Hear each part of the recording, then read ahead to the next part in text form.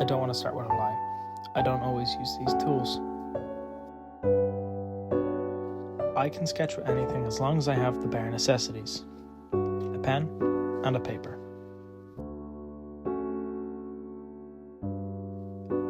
I usually sketch in my room and I have my equipment here, so I try to limit so I don't always wear myself out and consistently just use as much as possible, because then I feel my work and my art and my sketchings just look worse.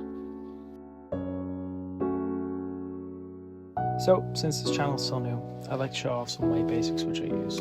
These are my bread and butter. I'll do it over a small amount of clips of me sketching my own self-portrait. Not that I've shown my face in this channel, but realistically I think you can put two and two together.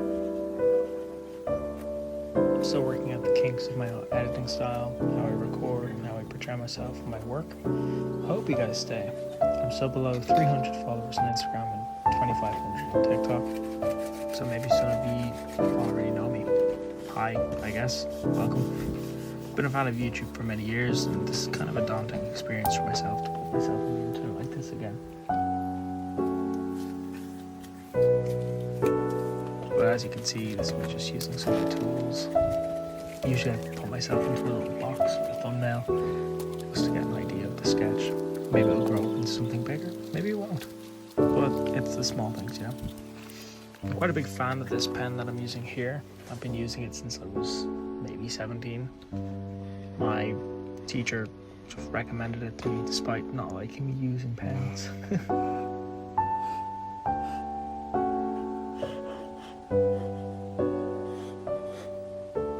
It's been a very long time with me figuring out what I appreciate using and what I don't. So I mean, you can kind of see that I am comfortable using it, and I'm confident as well. And I do think my likeness as well, but at the same time, might be making myself look a bit better. Let's be for real, we all do it.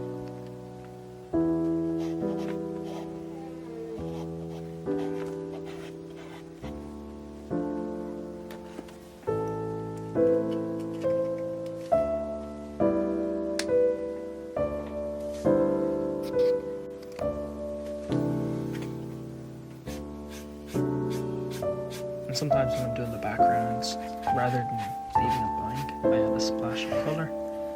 As you can see, this possibly probably need to be shaken.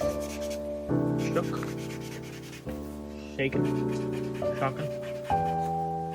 If you can hear the background, I imagine people are reacting to the England-Argentina game. But I'm here, doing a voiceover, recording myself, and here we are.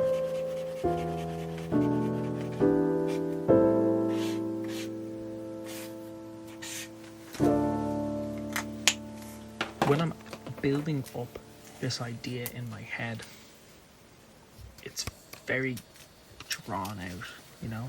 Here, I just zoomed in there for you. If I can see my knuckles, apparently.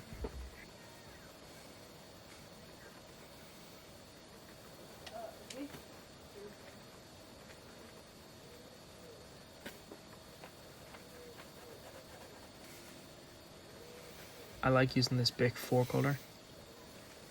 Gives me a bit of shading there, because I don't always like to shade in skin tones. Sometimes I like to make it a bit more colourful, a bit more drawn out, and a bit more poppier.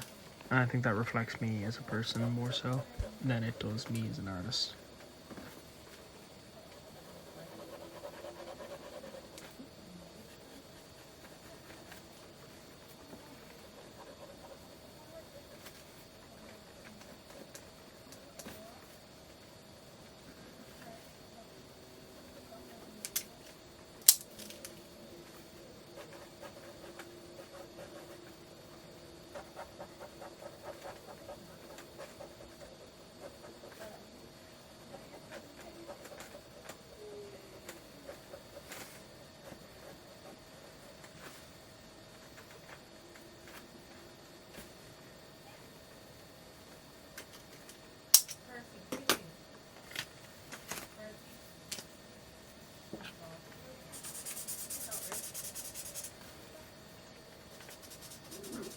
And this marker was on its way out. Now, although I don't usually carry like bullet tip alcoholic markers with me, I do have a load of them at home, and I did try using them out on my dark hair, but as you can see, kind of came off really faded, as the marker's probably seen the end of its days. But I have a few of them, so I'm not really at risk.